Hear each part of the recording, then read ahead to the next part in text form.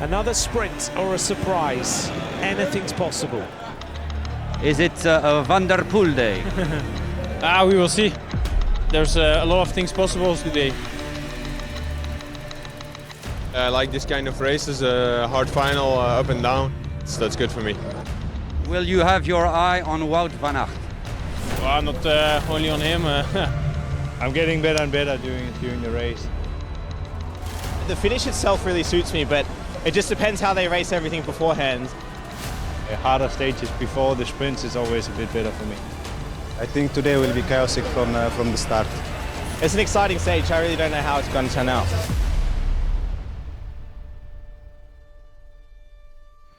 This is your captain speaking. Phil sat next to me as a co-pilot. Flight to Limoges. We'll take the seatbelt signs off shortly after takeoff. We can make sure we're relaxed. We'll be serving drinks today between kilometers 15 and till 10 k's to go.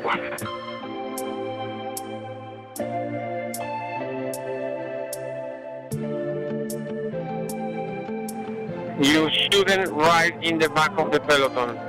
You will feel the wind definitely tail right hand side, and it's gonna strengthen the peloton a lot. So don't start in the back. Don't start in the back of the peloton. Nobody. Anthony Delaplace, déjà aperçu à l'avant de la course sur 2 étapes dans ce Tour de France entre Dax et Nogaro et entre Pau et Larens, est accompagné aujourd'hui par Anthony Turgis de Total Energy et par le rouleur de la Soudal Quick-Step, Tim De Klerk. L'échappée prend rapidement ses distances avec le peloton près de 5 minutes et on roule fort sur les 2 premières heures de course à plus de 49 km/h de moyenne. Et hormis une petite frayeur après le sprint intermédiaire avec un petit groupe de sprinteurs emmené par Van der Poel qui se détache et met à contribution les Jumbo-Visma en tête de peloton, cette étape va rapidement reprendre son cours. Les fuyards continuent d'avancer avec près de 4 minutes d'avance sur les routes de Dordogne, direction la Haute-Vienne. Le rythme est toujours aussi soutenu dans cette étape et il faut redoubler de vigilance, surtout à l'arrière du peloton. À cette vitesse, la chute peut être fatale. Le 191, Mark Cavendish est pris dans la chute. Chute de Mark Cavendish. Oh, Cavendish down, and this is not good news. Cavendish is holding that right collarbone. The end of the dream of the record of 35 stage wins in a Tour de France. Dream my whole life, like, I'll start getting emotional if I talk too much about it. Mark Cavendish, the Manx Missile, matches Max. 34 wins in the Tour de France. It's given me the most incredible career, the most incredible life, the most incredible memories. There's nobody can match the speed of this amazing kid.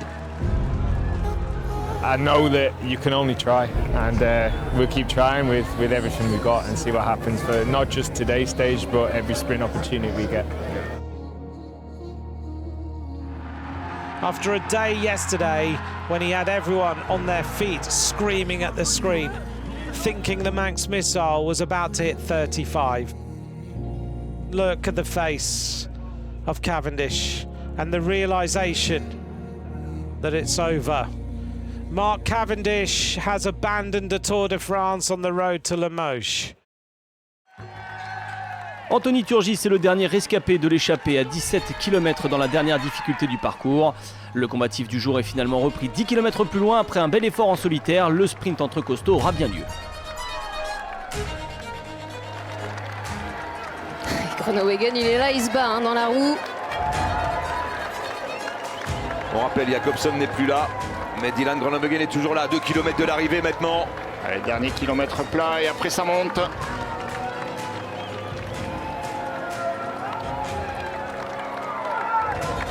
Allez, Trentin qui va peut-être amener Pogacar un petit peu. Allez, Renard qui emmène. Alexis Renard. Avec le peloton. Alex Kirch dans sa roue. Oh, ça frotte.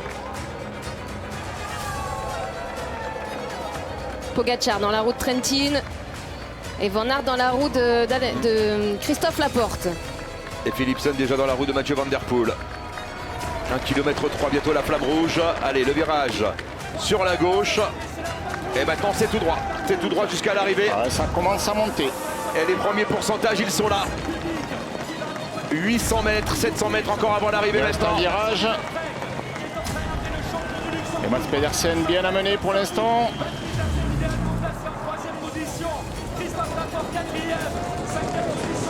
L'emballage final, l'arrivée de cette 8e étape de Tour de France ici à Limoges.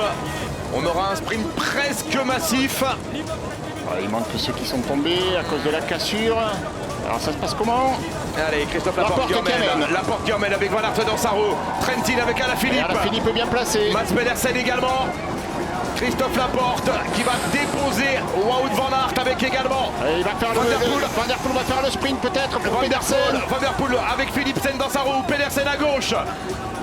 Mathieu Van der Poel qui va lui poser peut-être Jasper Philipsen. Oui. Ça y est, Jasper Philipsen, mais c'est Mats Pedersen qui a pris l'avantage pour l'instant. Ça fait loin encore. Les 75 mètres sont plats. Mats Pedersen avec le retour de Jasper Philipsen. Jasper Philipsen, Pedersen, il est fort. Allez, tiens, Pedersen. Victoire de Mats Pedersen devant Philipsen et Wout Van Aert.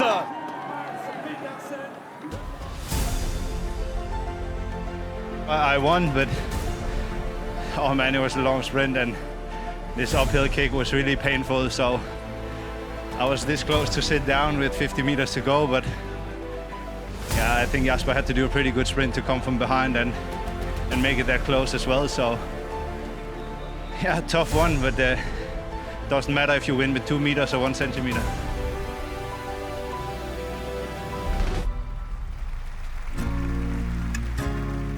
Mats Pedersen commence à prendre ses habitudes sur le Tour de France après son succès l'an passé à Saint-Etienne, mais après une échappée. L'ancien champion du monde cette fois remporte un sprint de costaud à Limoges. Déjà victorieux sur le Giro, il termine devant le maillot vert Philipsen, Van Aert et Groenewegen. Coquard prend la 6e place. Au général, même si Pogačar a tenté d'aller jouer les bonifications, pas de changement. Le Slovène finit 10e de cette étape et ne récupère pas de temps sur Vingegaard. Simon Yates a perdu lui du temps dans le final, 47 secondes sur les autres leaders, mais reste accroché au top 10. Le maillot vert n'a rien lâché sur cette étape, bien mis sur orbite par Van der Poel. Philipsen s'est battu jusqu'à la ligne, mais le Belge est devancé par Pedersen. Il prend 43 points aujourd'hui, Pedersen 50. Coquard conserve la 2e place, mais Pedersen se rapproche. Pas de grande bagarre aujourd'hui pour le classement en montagne. Paul S garde le maillot à pois et attend demain l'étape du Puy-de-Dôme pour voir à nouveau quels seront ses adversaires pour la tunique à pois rouge. Enfin, Tadej Pogačar a montré une nouvelle fois qu'il avait de bonnes jambes, une arrivée en bosse et le meilleur jeune de ce Tour de France s'est testé avant l'étape du Puy-de-Dôme. Il prend une belle 10e place à Limoges, il conserve sa première place du classement de meilleur jeune. On le reverra très vite, dès demain.